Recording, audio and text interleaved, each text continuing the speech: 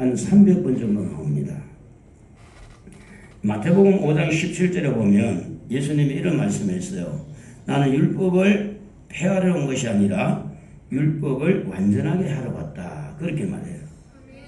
그러면서 누가복음 16장 16절에 보면 율법과 선지자는 세례 요한 때까지도 하고 말씀을 했어요.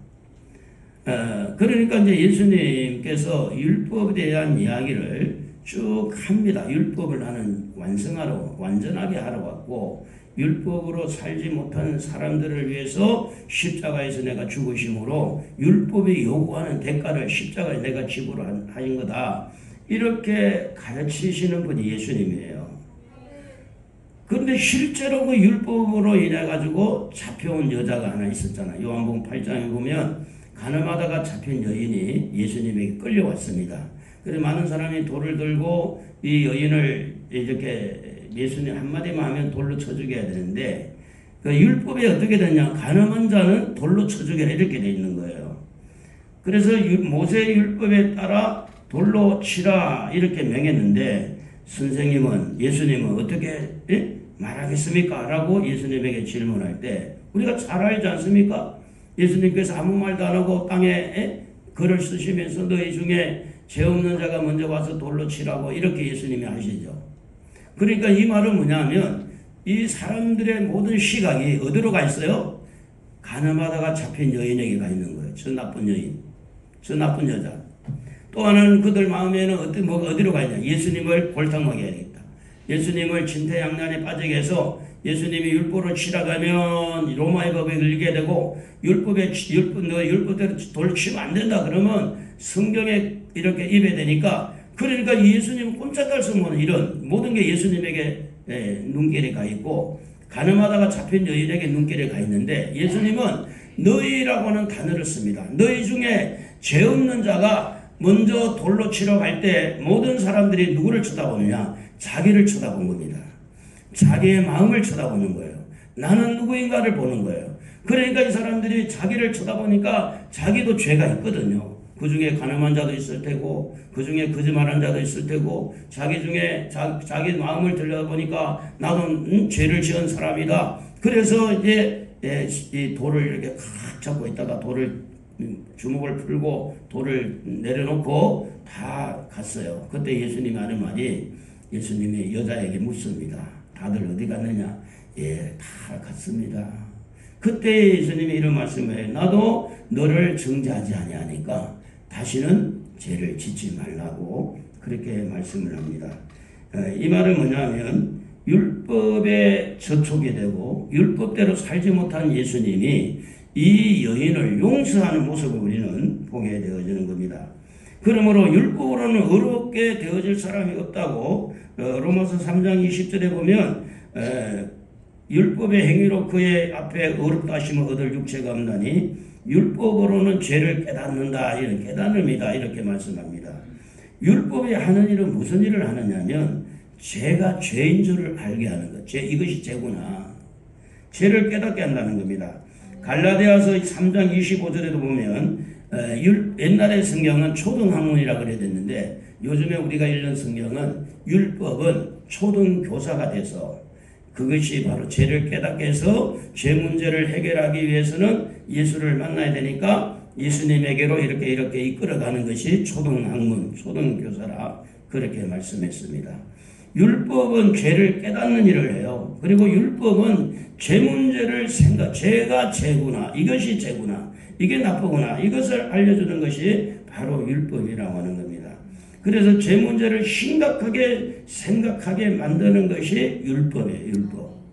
그리고 이 세상의 모든 상처의 문제도 그 깊이 들어가면 율법의 문제입니다. 그 율법에 내가 생각하는 율법, 내가 만든 율법, 내가 이렇게 하면 좋을 텐데 내가 저렇게 하면 이게 맞을 건데 내 마음에 안 맞아. 그래서 그게 상처가 되는 거예요. 그게 전부 다. 그래서 이 세상의 모든 전쟁의 사건들 그 속에 들어가면 욕심이 들어가 있고 그 속에서 죄 문제가 다 개입이 되어 있다고 하는 겁니다. 여러분 성경에 잘 아는 대로 가늠하다가 이렇게 가늠하다가 잡힌 여자도 있지만 권력을 가지고 가늠한 다윗을 기억하지 않습니까? 이 바세바라는 여자를 간음을 했습니다. 근데 간음하지 안 했으니까 나는 죄가 없다라고 이렇게 생각하는 사람도 있어요. 나는 간음 안 했어. 그러니 나는 죄가 없어. 다윗은 간음했으니까 죄가 있고, 간음하다가 잡힌 여자는 간음했으니까 죄가 있고, 나는 죄가 없어. 나는 아무 잘못도 없어. 이렇게 생각하는 사람도 있어요. 근데 야고보서 2장 11절에 보면 이렇게 말씀합니다. 간음하지 말라 하시니까, 또한 살인하지 말라 그랬는데 네가 간음하지 않았을지라도 살인하면 바로 율법을 범한 자가 된다. 이렇게 말씀합니다. 그러니까 법을 우리가 하나만 지켜서 내는 것이 아니고 모든 법을 지켜야 되는데, 예수님은 또 그랬습니다. 하나님을 사랑하고 마음을 다하고 성품을 다하고 뜻을 다하고 힘을 다하고 다 해서 목숨을 다해서 하나님을 사랑하고 네 이웃을 내 몸같이 사랑해라. 모든 율법을 지켰더라도 이 사랑의 법에 들어가면 또 우리는 모자람이 발견되고 부족함이 나타날 수밖에 없는 겁니다. 왜 이렇게 너무 거창한 말씀을 우리에게 했느냐 하는 겁니다. 그래서 누구는 간음했다고 나쁜 사람이고, 나는 간음을 안 했으니까 나는 착한 사람이고, 성경은 그렇게 가르치지를 않습니다. 나는 간음을 하지 않았더라도 하나님 앞에 내가 또 잘못한 것이 있는가 찾아보면 간음한 사람 못지않게 나도 연약함이 있다는 것이 발견되는 것이 우리가 성경을 통해서 볼 수가 있는 겁니다. 그래서 성경은 말합니다. 의인은 없나니 하나도 없다는 것입니다. 모든 사람이 죄 안에 있고 죄 속에 살고 죄 가운데서 살아가고 있는 것이 인간이기 때문에, 그래서 이 모든 사람들이 율법으로는 절대로 어렵게 될 사람은 없고, 오직 예수님을 믿음으로 말미암아 어렵게 된다는 것을 우리는 그동안 배워왔고 또 깨달았고 그렇게 믿고 살아왔습니다. 자, 그러면 우리가 율법에서 가장 중요한 것은 죄를 깨닫는 겁니다. 그런데 어느 정도 시점에 딱 들어가니까 간음도 안 하고 살인도 안 하고, 그리고 뭐 특별히 남한테 싫은 소리 하지도 않고, 그리고 뭐 특별히 내가 뭐 도둑질 한 것도 없고 잘못한 것이 하나도 없어요. 근데 문제는 그게 좋은 건데 단점이 뭐가 있느냐 하면, 예수님을 만나려면 회개해야 되는데 죄 문제를 거론해서 회개해야 되는데 회개가 안 되는 거야. 회개가. 그래서 여러분 방금 말씀드린 대로 사랑이라는 단어 앞에 우리가 서면 내가 정말 모자라는 걸 깨달을 수 있잖아요. 그리고 오늘 우리가 이 말씀 중에 여자를 보고 음욕을 품는 자는 이미 간음한 자라고 할 때 그 죄를 깨닫게 되잖아요. 다른 율법은 다 지켰을지라도. 그러니까 이제 밤중에 찾아온 이 젊은 청년이 어떻게 해서 영생을 얻으리까라고 물어볼 때 네 재산을 다 팔고 그리고 가난한 자에게 다 나눠주고 돌아오라. 그럴 때 그는 돈이 많은 사람이라 근심해 갔다고 그랬는데, 사실은 예수님이 돈을 보고 이야기한 게 아니잖아요. 그 사람이 정말 예수님이 뭘 원하는 의미를 알았더라면, 그가 내가 부족합니다. 나는 정말 죄인입니다. 나는 허물이 많습니다. 나는 돈 갖고 이렇게 구제를 다 못했습니다. 나를 용서해 주세요. 이렇게 충분히 기회가 있을 텐데 깨닫지 못해서 그렇다는 거죠. 그러므로 여러분, 율법은 죄를 깨닫는 것을 아는데 율법을 지키고 있다라고 생각하는 요 사람들이 문제예요. 나는 말씀대로 잘 살고 있다고 하는 요 사람들이 참 문제가 많아요. 맏아들처럼. 차라리 둘째 아들 당자는 정말로 큰 죄를 지었기 때문에, 그런 죄를 지었기 때문에 나는 죄인이라는 것을 철저하게 나는 죄인이라는 것을 알게 되는데, 맏아들은 부모를 잘 섬기고 있고 부모의 시킨 대로 잘하고 있고 이렇게 모든 것을 착실하게 착하게 살고 있는 그런 맏아들은 회개라는 것이 몰라요. 회개하는 것이. 왜냐? 그는 잘못한 게 없으니까. 오늘 예수를 믿으면서 수십 년을 지나오면서 회개의 눈물이 전혀 일어나지 않는 사람들은 도대체 왜 그럴까요? 하나님 앞에 나는 잘못했다고 고백하지 못하는 그 사람들은 왜 못하고 있을까요? 율법을 통해서 죄를 깨닫는 길이 없으니까 그렇습니다. 왜냐하면 나는 잘하고 있으니까. 그러므로 중요한 것은 뭐냐면 여러분의 마음을 잘 들여다봐야 됩니다. 음욕은요, 마음에 일어나는 거예요. 남은 몰라요. 음욕은 사람 자기 자신의 마음입니다. 불평, 원망도 마음에서 나오는 겁니다. 그래서 때로는 이 마음에서 음욕에 불탈 수 있고 정욕에 불탈 수 있고 돈에 대한 욕구가 막 불탈 수 있습니다. 그런데 이런 부분에서 자기는 자기 속에 일어나고 있는 이 마음도 제어하지 못하면서 다른 사람이 간음할 때 손가락질하고 너는 간음했냐? 너는 살인했냐? 별별 사람 뉴스를 들어보면 얼마나 많은 그런 죄 문제가 드러나지 않습니까? 근데 마태복음 7장 1절에 보면 비판을 받지 아니하야 되거든 비판하지 말라. 성경은 그렇게 기록하고 있습니다. 누가복음 6장 37절에도 보면 비판하지 말라. 그리하면 너희가 비판을 받지 않을 것이요 그래 되어 있어요. 로마서 14장 1절에 보면 믿음이 연약한 자를 너희가 받되 그의 의견을 비판하지 말라. 여러분 비판을 하고도 죄라고 생각하지 않는 사람은 회개할 기회를 놓친다는 겁니다. 원망을 하고도 원망이 죄라는 사실을 알지 못하는 사람은 회개할 기회를 놓치는 거예요. 어떤 죄를 지었더라도 회개하면 주님에게 용서를 받고 천국 길이 열리지만 제일 세상에서 무서운 죄가 뭐냐? 회개하지 않는 죄가 제일 무서운 거예요. 살인한 죄보다 간음한 죄보다 어떤 죄보다 나는 아무 죄도 없다라고 생각하고 그렇게 회개할 거리가 없는 사람은 도무지 그 사람은 구제불능입니다. 구제불능. 나는 목사님보다 어렵고 나는 전도사님보다 나는 장로님보다 권사님보다 나는 어렵고 내가 훨씬 그 사람보다 나아. 이런 사람 눈에서는 눈물 나올 일이 없습니다. 왜냐하면 다 목사님보다 나은 사람이니까. 비판이 죄라는 것을 알아야 돼요. 원망하는 것이 죄라는 것을 알아야 돼요. 여러분 마음에서 나오는 거예요. 그게 마음에서 원망이 마음에서 나오잖아요. 비판도 마음에서 나와요. 그래서 다른 사람보다 내가 낫다고 하는 것이 중요한 게 아닙니다. 하나님 앞에서 나는 누구인가를 찾아내는 것이 더 중요한 겁니다. 다른 사람보다 내가 훨씬 낫다고 하는 것보다는 하나님 앞에 나는 도대체 누구인지를 아는 사람이 훨씬 훌륭한 사람이 되어지는 겁니다. 교회에서 일꾼을 세울 때 말씀을 하기를 디모데전서 3장 3절에 보면 이렇게 말했습니다. 다투지 아니하며 돈을 사랑하지 아니하며. 디모데전서 6장 10절에 보면 돈을 사랑하님이 일만하게 뿌리가 된다 그랬고, 디모데후서 3장 2절에도 보면 마지막 때 고통하는 때에 돈을 사랑하며 이렇게 되어 있어요. 그런데 오늘날 이 돈을 사랑하고 돈에 파묻혀 있는 삶이 얼마나 하나님 앞에 잘못인지를 몰라요. 다 그렇게 사는 거 뭐.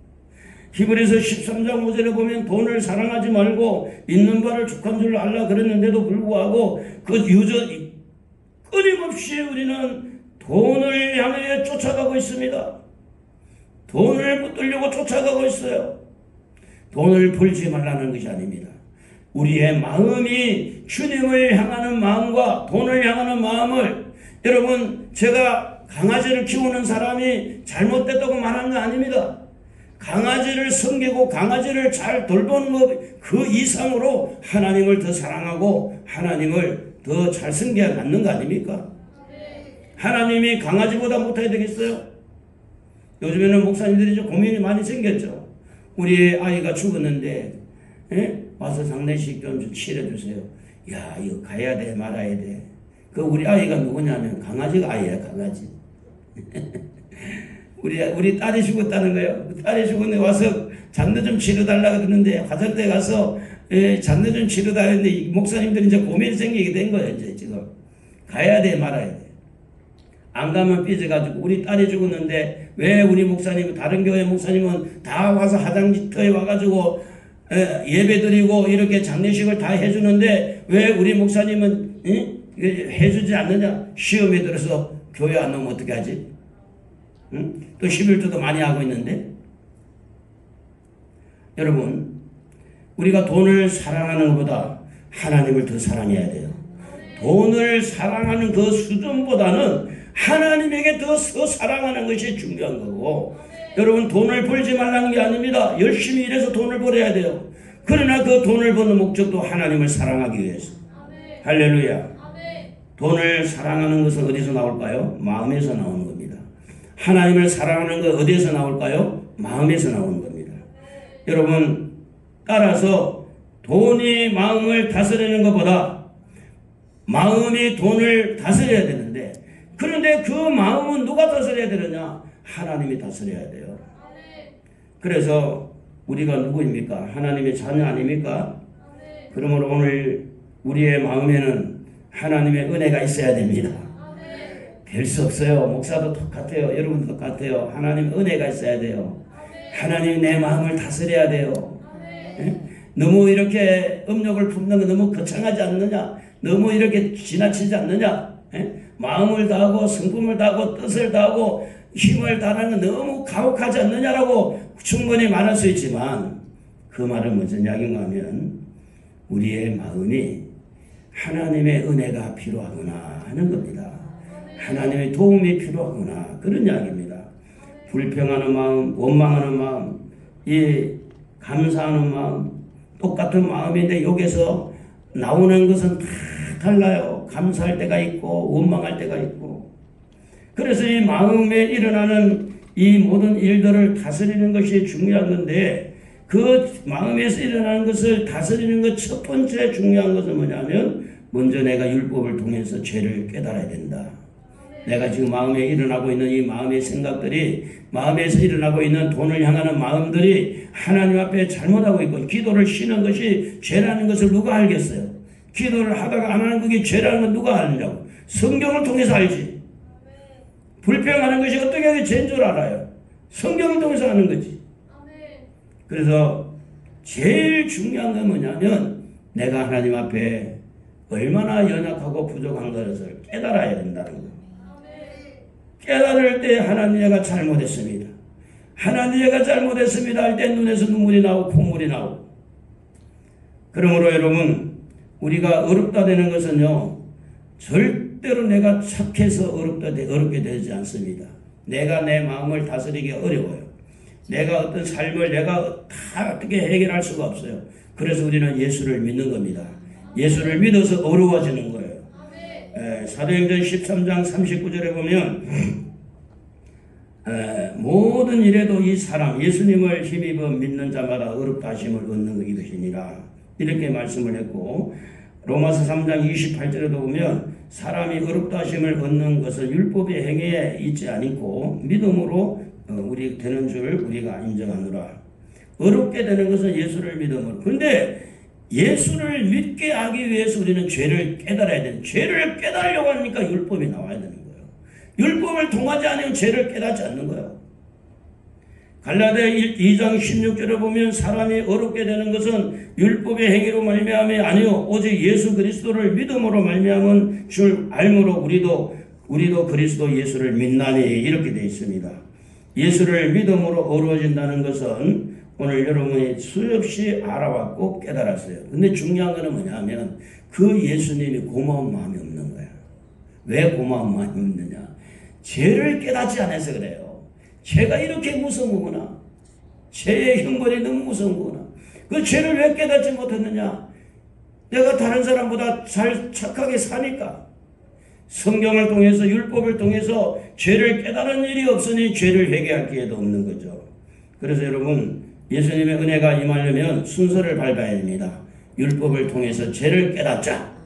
죄를 깨닫고 회개하자. 죄를 깨닫고 예수를 만나자. 그래서 죄를 덮어두고 무시하고 사는 것은 큰 실수를 하는 겁니다.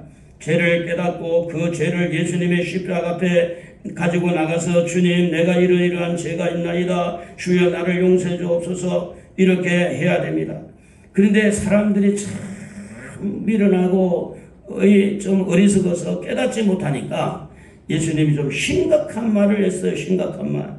마태복음 5장 29절 오늘 읽은 말씀에 보면, 만일 네 오른눈이 너로 실족하게 하거든 빼어내버리라. 네 백체 중 하나가 없어지고 온몸이 지옥에 던지는 것이 유익하며, 또한 만일 네 오른손이 너를 실족하게 하거든 찍어내버리라. 네 백체 중 하나가 없어지고 온몸이 지옥에 던져지는 것이 않는 것이 유익하니라.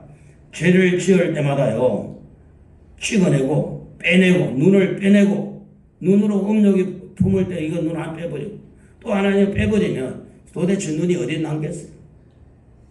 이거 찍어버리면 손이 어디 남아나가겠어. 발도 찍어버리고 죄를 지을 때마다. 여러분 말씀을 읽을 때 잘 깨닫는 은혜가 있어야 됩니다.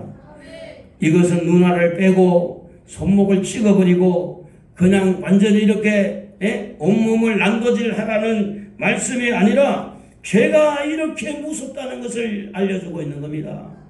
그러므로 마음의 결단이 중요한 거예요. 눈알을 빼는 것처럼 손을 찍어내는 것처럼 이 마음의 결단, 마음의 이 죄를 이것을 결단을 해서 해결을 해야 된다. 우리 이 세상에서도 보면 죄를 지으면 다 어디로 가느냐? 감옥에 가요. 감옥에. 우리 하나님도 나중에 죄를 지은 사람을 전부 다 가두는 것을 지옥이라고 말씀합니다. 지금 예수님께서 백체 중에 손이 하나 없어도 온몸이 지옥에 들어가는 것보다 나머지 구원받는 게 좋지 않느냐 이렇게 말씀할 때 그 지옥의 형벌이 있기 때문에 오늘 여러분에게 말씀을 하고 있는 겁니다. 그러므로 여러분 중요한 것은 손을 끊어낸 것처럼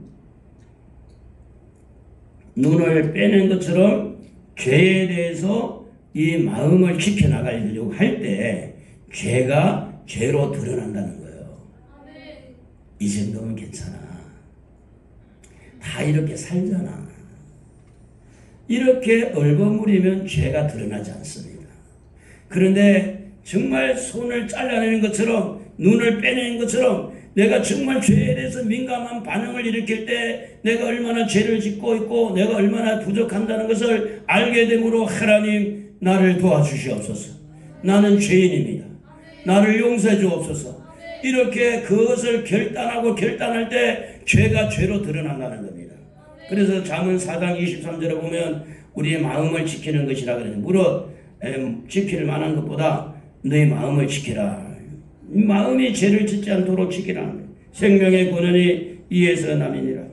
그러므로 이 마음을 지키는 것은 지켜야지 해서 지켜지는 게 아니라 하나님의 말씀으로 지켜야 된다는 겁니다. 내 마음이 비어있을 때 악한 것이 와서 마음의 주인이 될 수 있으니 내 마음의 주인은 하나님의 말씀이 되어야 됩니다. 한번 따라해 보시죠. 내 마음의 주인은 말씀이다. 말씀이 주인이 되어야 돼요. 말씀이. 항상 말씀에 따라 죄를 깨닫고 말씀에 따라서 예수를 믿어 죄를 용서받고 말씀에 따라서 구원의 확신을 가지고 말씀에 따라서 원망하지 않고 말씀에 따라서 불평하지 않고 말씀에 따라서 그렇게 했으면 주여 용서해 주세요 하고 회개하고 시편 119편 105절에 보면 하나님의 말씀은 내 발의 등이요 내 길의 빛이라고 그랬어요. 하나님 말씀이 나를 잡아줘야 돼요. 그래서 잠언 3장 1절에도 보면 네 마음으로 나의 명령을 지키라. 말씀을 지키라. 말씀. 그래서 말씀으로 내 마음을 지켜가는 스토리를 만들어내는 겁니다. 내가 이렇게 원망을, 내가 불평을, 내가 이렇게 음욕을 품는 것을 아무도 모르는데 흉보고 비판하고 속으로 수근수근거리는 이 마음들을 하나님의 말씀으로 잡아내고 하나님 말씀으로 내 마음을 이렇게 장악을 해서 이 말씀이 나를 완전히 지배하도록 그런 스토리가 자꾸 만들어져야만이 이 마음이 건강하고 하나님이 나에게 말씀을 주셔서 이렇게 나를 지켜나가구나. 그래 여러분의 마음은 여러분의 것이지만 여러분이 지켜나가기가 어려워요. 하나님 말씀이 들어오면 여러분 마음이 지켜져요. 성령이 여러분 안에 들어오면 성령이 여러분 마음을 보호하고 지켜준다 그 말입니다. 그래서 일어나 걸어라. 우리가 잘 알잖아요. 마음에 일어나요. 마음에. 성령이 오셔서 말씀을 부여잡고 의인은 7번 넘어져도 다시 일어나거니와 내게 능력 주시는 자도 내가 모든 걸 할 수 있다는 이 믿음이 마음에서 생겨나면 다시 일어나게 된다는 겁니다. 우리가 잘 아는 대로 베드로가 고기를 잡다가 밤이 맞도록 고기 잡다가 고기를 한 마리를 잡지 못했습니다. 그럴 때 예수님이 오셔서 베드로에게 말합니다. 깊은 데 가서 그물을 내려서 고기를 잡으라. 자, 이렇게 할 때 이 베드로의 마음에는 경험을 했잖아요. 밤에 했는데 고기 한 마리도 못 잡았는데 자기의 경험이 부딪힐 수 있습니다. 자기의 실력, 자기의 능력, 자기가 가지고 있는 그런 학식 이런 것들이 주님의 말씀에 부딪힐 수가 있다는 거예요.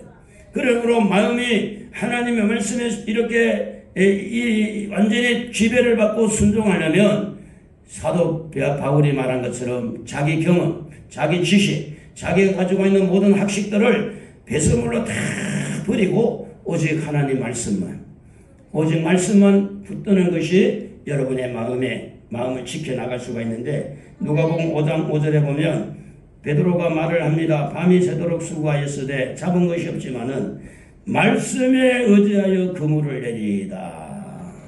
여러분, 말씀을 믿으시기를 바랍니다. 말씀을 붙드시기를 바랍니다.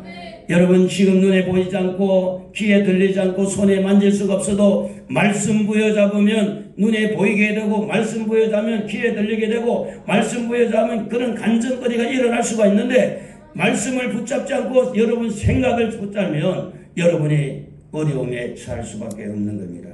그러므로 왜 주님은 율법보다 더 가중된, 율법은 그냥 간음하지 말라고 하는 것이 율법인데, 율법보다 더 중요한 이 무게를 넣어서 지나가는 여인을 보고 음욕을 품은 자는 이미 간음하였느니라고 왜 이런 말씀을 했을까? 율법을 통해서 죄를 깨닫지 못하는 사람, 나는 율법을 어느 정도 지키고 있기 때문에 괜찮다고 생각하는 사람, 그래서 예수님 어디에 깊이 들어와서 간섭하느냐? 우리의 마음에 깊이 들어와서 말씀하고 있는 겁니다. 네 마음으로 지은 죄는 없냐?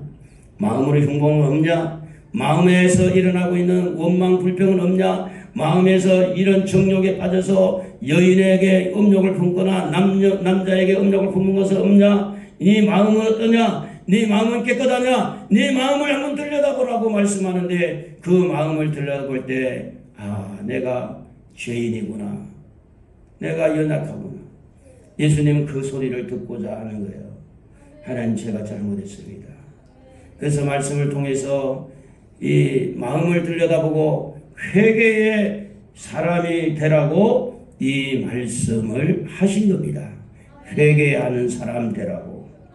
크게 잘못이 없다고 생각하는 사람은 회개의 기회를 놓치는 거죠. 근데 크게 잘못이 없다고 하는 그 사람에게 음욕을 품는 자도 가늠한 자라고 전곡을 지를 때 회개의 기회가 생긴다고 하는 겁니다.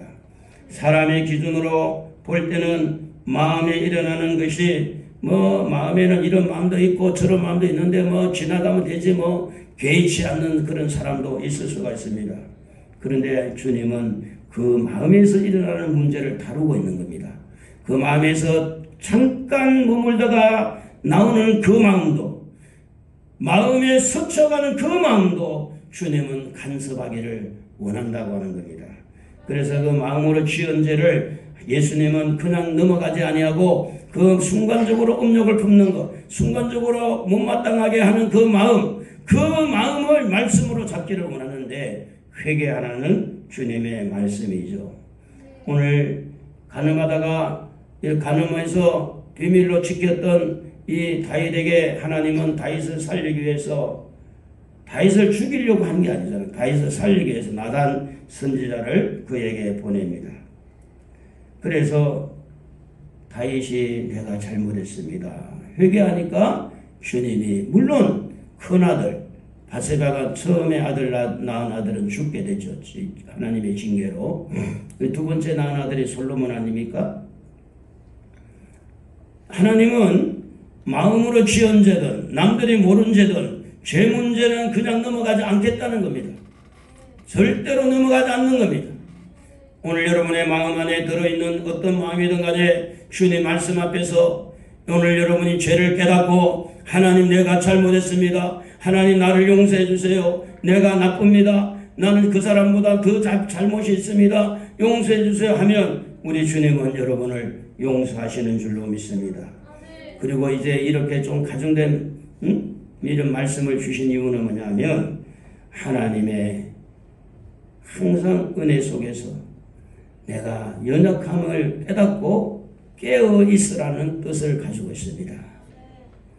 순간순간 지나간 스쳐가는 생각이라도 깨어있는 사람, 한순간 내가 누구 이 생각하고 누구 말할 때도 깨어있는 사람은 내가 아직도 이렇게 연약하구나, 이렇게 부족하구나, 하나님 내가 이런 연약하오니 나 좀 살려주옵소서, 기도의 사람으로 만들어 갈 수 있다는 겁니다.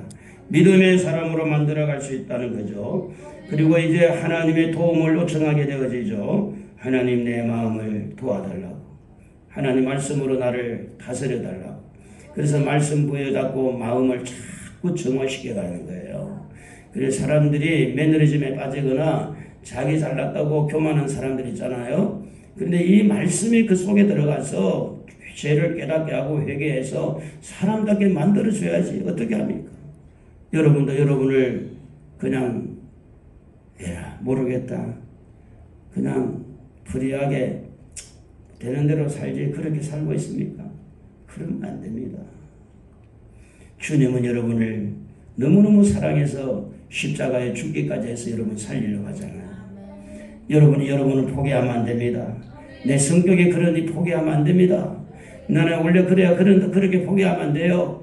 말씀을 붙들고 말씀을 통해서 죄를 깨닫고 회개하고 말씀이 여러분 심정에 와서 여러분을 다스려 가도록 나는 마음에 원치 않지만 말씀에서 용서하라 하니까 용서하고 나는 이렇게 내가 억울한 일을 당했지만 주님은 그 억울한 속에서 주님의 십자가 바라보라 그러니까 십자가 바라보고 내가 전혀 그에 대해서 마음으로 죄를 짓지 아니하고 그래서 여러분의 마음을 말씀으로 다스리는 말씀으로 이렇게 스토리를 이렇게 내 마음을 이렇게 내가 이렇게 다스렸구나 내가 이런 마음을 이렇게 성장하게 만들었구나 하는 그런 스토리가 여러분에게 쓰여져서 그동안 또 명절을 통해서 뭐 여러 가지 좀 혼잡하고 이런 마음이 있을 수가 있는데 그 마음도 여러분의 마음을 말씀으로 잘 다독거려서 여러분은 소중한 사람들 아닙니까? 그래 승리하는 여러분 되기를 우리 주님의 이름으로 축복합니다. 우리